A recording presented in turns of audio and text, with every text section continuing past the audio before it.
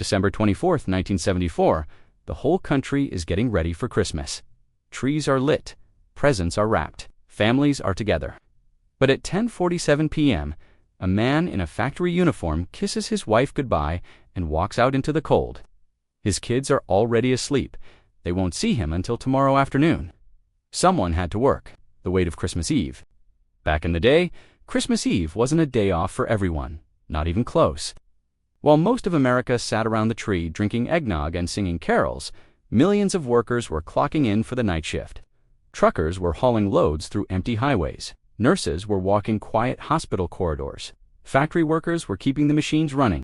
Waitresses were serving coffee to lonely travelers at roadside diners. Security guards were sitting alone in cold lobbies. And if you grew up in that era, you know exactly what I mean.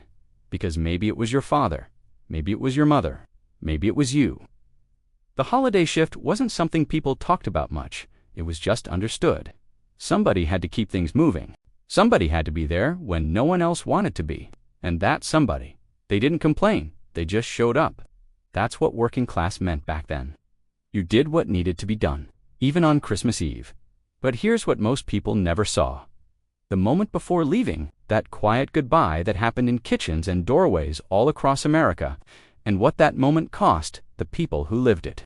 The goodbye, picture this. It's around 10 p.m. on Christmas Eve. The house smells like pine needles and sugar cookies. The kids have finally gone to bed, still buzzing with excitement about what Santa might bring. And in the kitchen, a man is putting on his work boots. His wife is standing there holding his thermos. She's already filled it with coffee. Black, the way he likes it. Maybe she's packed him something to eat. A sandwich, some leftover pie. Something to make the night feel a little less lonely. They don't say much. What is there to say? They both know he has to go. They both wish he didn't. He pulls on his coat, checks his pockets for his keys, and then he looks at her. An understanding, a shared weight.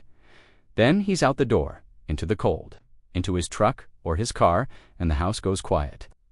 I bet you remember that moment. Maybe you were the one leaving. Maybe you were the one staying behind, listening to the engine start and the tires crunch on the frozen driveway. Either way, it stays with you. But what was it actually like to work on Christmas Eve? What did those hours feel like when the rest of the world was celebrating? The answer isn't what you might expect. The night shift there was something strange about working Christmas Eve. The world felt different, quieter, almost like time had slowed down. If you worked in a factory, the machines still hummed, the fluorescent lights still buzzed, but the usual noise, the shouting, the jokes, the radio playing too loud, all of that was muted. Men worked with their heads down, lost in thought, thinking about their families at home. Every now and then, someone would check the clock, count the hours until their shift ended. Wonder if their kids had woken up yet. Wonder if they'd make it home before the presents got opened. If you were a trucker, the highway was your world that night. Mile after mile of empty road. Headlights cutting through the darkness. Maybe Christmas music on the radio, if you could find a station. Maybe just static in your own thoughts. You'd pass lit-up houses and think about who was inside. Families gathered around tables, kids sneaking downstairs to peek at the tree, and you'd grip the steering wheel a little tighter and keep driving, because the load had to get there, because that was your job. If you were a nurse, you walked halls that were quieter than usual.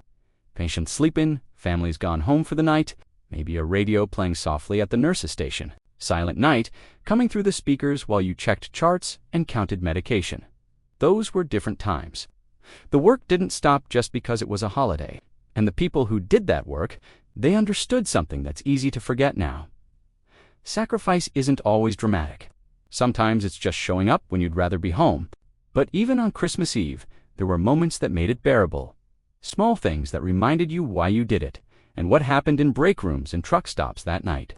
That's where you found the real spirit of the season. The break room midnight on Christmas Eve. The break room of a steel mill somewhere in Ohio. A dozen men sitting around a table that's seen better days. Coffee in styrofoam cups. Someone's wife has sent in a tin of homemade cookies.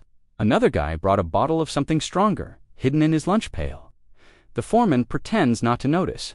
For a few minutes, the work stops. And these men, these tired men who'd rather be anywhere else, they talk. About their kids, about what presents they'd managed to buy this year, about Christmases from their own childhoods, about fathers who'd worked the same shifts decades before. There's a kind of bond that forms on nights like that. You're all in it together, all missing the same things, all counting down the same hours. Maybe someone pulls out a deck of cards. Maybe someone tells a joke that's not quite appropriate for the season. Maybe there is a moment of silence when a guy gets a little too honest about how hard this is. And then the break ends. Back to the machines, back to the work. But something has shifted. You don't feel quite so alone anymore. If you ever worked a holiday shift, you know that feeling. The way strangers become brothers when you're sharing the same burden, that's something you don't forget. Maybe your father came home with stories like that. Maybe he mentioned the guys he worked with on Christmas Eve. The names might be faded now, but the feeling remains. That sense of being part of something, of getting through it together. The ones who had no choice now. Let's be honest about something. Not everyone working Christmas Eve was doing it by choice. Sure, some men volunteered. The overtime pay was good. Time and a half, sometimes double time. For a family struggling to make ends meet, that extra money could mean the difference between a thin Christmas and a good one. But a lot of workers didn't have a choice.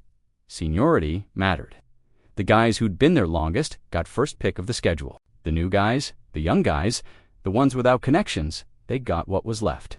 And what was left was often the holidays.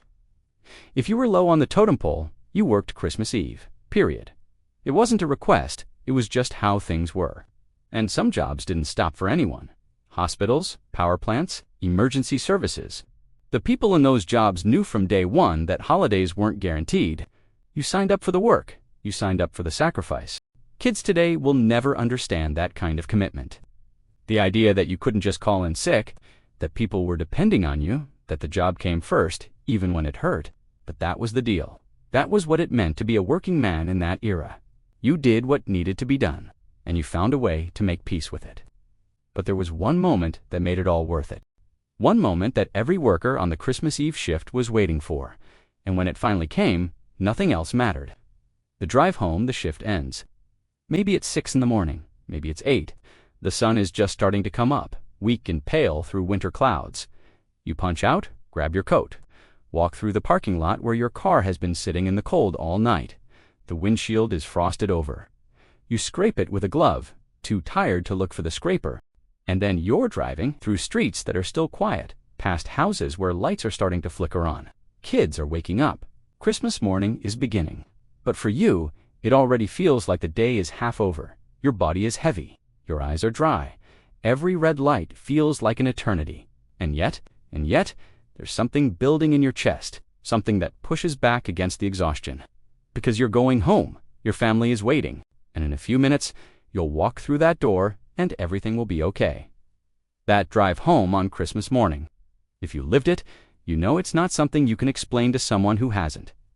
The mix of tiredness and anticipation, the way the familiar streets look different in the early morning light, the way your heart starts beating faster as you turn onto your own block. You're almost there.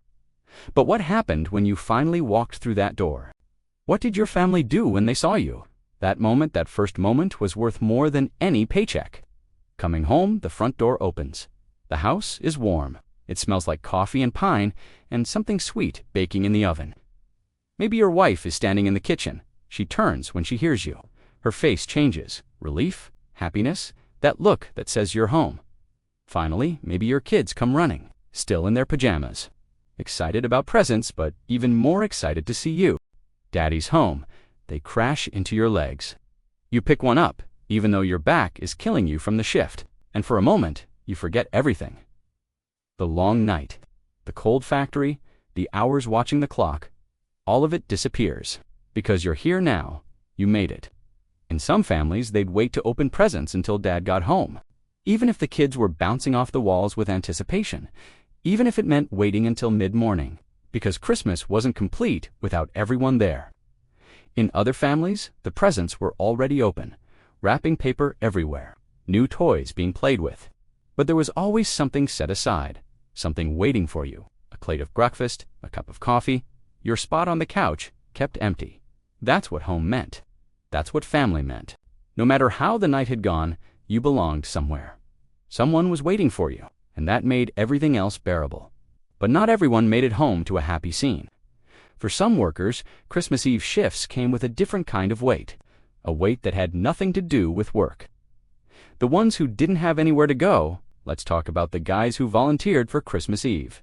Not for the money, not for the overtime, but because working was easier than being alone. In every factory, every hospital, every depot, there were men like that. Men whose families were far away or gone completely. Men who'd lost wives to divorce or death. Men whose children had grown up and moved on. Men who'd never had families at all.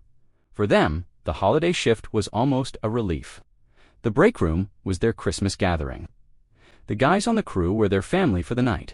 The work gave them something to do with their hands, something to focus on besides the empty apartment waiting for them. Nobody talked about it directly. That wasn't how men operated back then, but everyone knew.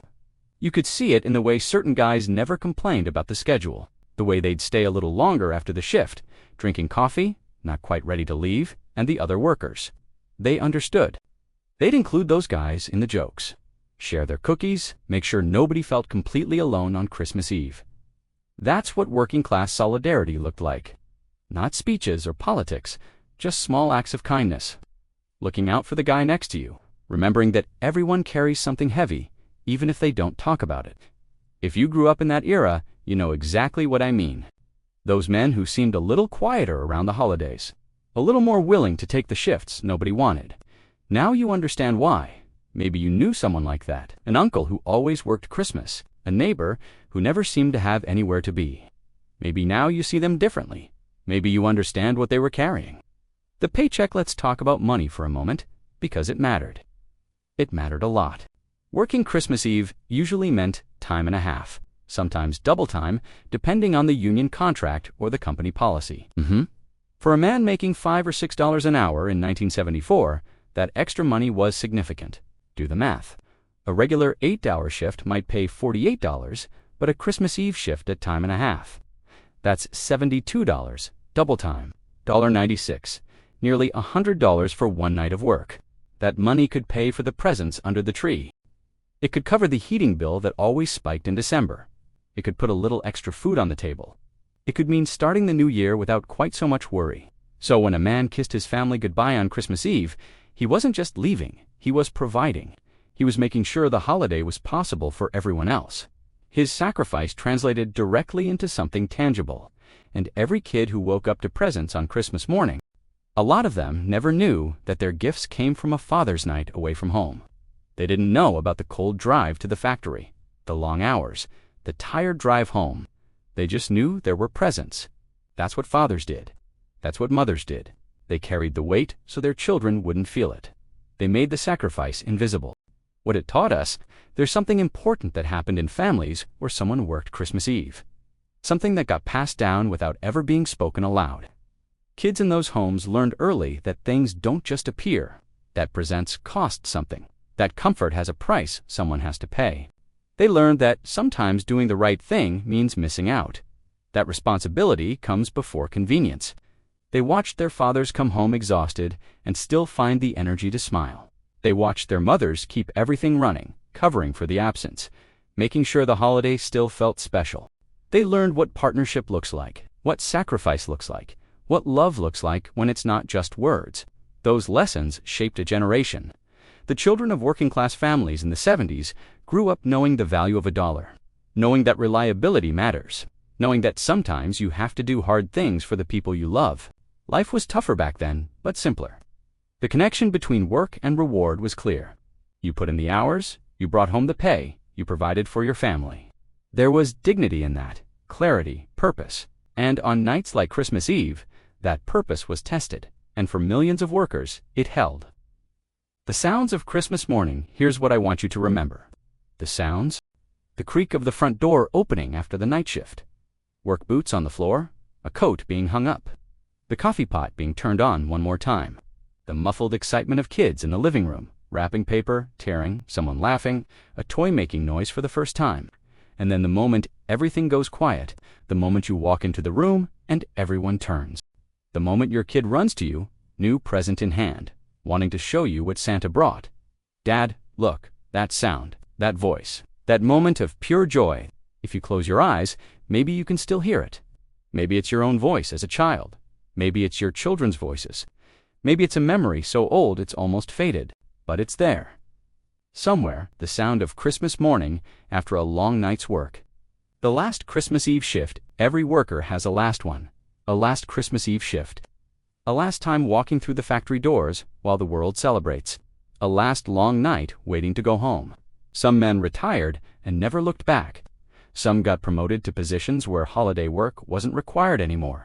Some switched jobs. Some got sick or injured and couldn't work at all. And some worked Christmas Eve right up until the end, until the factory closed, until the industry moved overseas, until the world they knew just quietly disappeared. Those last shifts hit different. When you know you'll never do this again, when the guys around you are the same guys you've been working with for 20, 30 years, when you look around the break room and realize this is probably the last time you all be together like this. Nobody says it out loud, but everyone feels it. And when that final shift ends, when you walk out into the Christmas morning light for the last time, something is different. The relief is still there. The exhaustion, the anticipation of home. But there's something else too. Gratitude, maybe, for all the years, all the paychecks, all the difficult nights that somehow got you here. Or maybe it's just the understanding that comes with time, the knowledge that those sacrifices mattered, that they meant something, that the life you built was worth every Christmas Eve you gave up. Life was tougher then, no question about it. Working Christmas Eve wasn't romantic or noble. It was just work. Hard, lonely, necessary work. But the people who did it, they understood something important, something we might be forgetting. They knew that love isn't always about being present. Sometimes it's about being absent so others can have more. Sometimes it's about the sacrifice no one sees, the shift no one thanks you for, the cold drive home in the early morning. They knew that family isn't just gathering around a tree. It's everything you do to make that gathering possible. The hours, the effort, the years. And they knew that Christmas isn't just a day, it's a feeling. And that feeling doesn't care what time you got home or how tired you were. It just cares that you showed up, that you made it, that you're finally here. If you ever worked a Christmas Eve shift, thank you. If someone in your family did, remember what it cost them. And if you're lucky enough to have every holiday at home, maybe say a quiet word for the people who don't. Someone always had to work, and someone always did.